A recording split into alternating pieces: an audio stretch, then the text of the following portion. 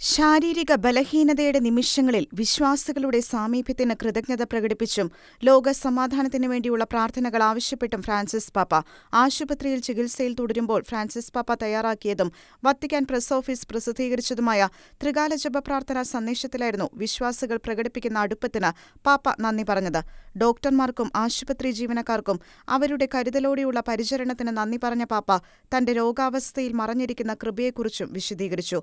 ഇങ്ങനെയുള്ള നിമിഷങ്ങളിലാണ് കർത്താവിൽ ആശ്രയിക്കാൻ നമ്മൾ കൂടുതൽ പഠിക്കുന്നത്. അതേസമയം രോഗികളും കഷ്ടപ്പെടുന്നവരുമായ നിരവധി ആളുകളുടെ അവസ്ഥയിൽ ശരീരത്തിലും ആത്മാവിലും പങ്കുചേരാൻ എനിക്ക് അവസരം നൽകിയതിന് ദൈവത്തിന് നന്ദി പറയുന്നതായും പാപ്പ വ്യക്തമാക്കി.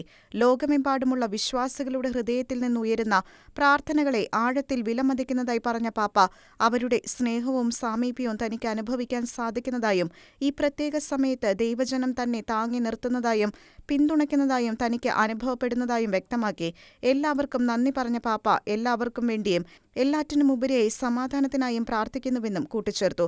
തന്റെ ഞായറാഴ്ച സന്ദേശത്തിൽ സുവിശേഷ വായനയെ അധികരിച്ച് മറ്റുള്ളവരെ അപലപിക്കുന്നതിന് പകരം സ്നേഹത്തിൽ വേരൂന്നിയ സാഹോദര്യ തിരുത്തലിന്റെ പ്രാധാന്യം പാപ്പ ഊന്നിപ്പറഞ്ഞു.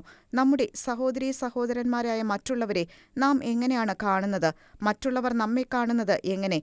നമ്മുടെ വാക്കുകൾ മാധുര്യമുള്ളതാണോ അതോ കയ്പ് നിറഞ്ഞതാണോ എന്നീ ചോദ്യങ്ങളിലൂടെ സ്വന്തം ജീവിതങ്ങൾ പരിശോധിക്കാൻ പാപ്പ വിശ്വാസികളെ ക്ഷണിക്കുകയും ചെയ്തു. International desk, Shekinah news.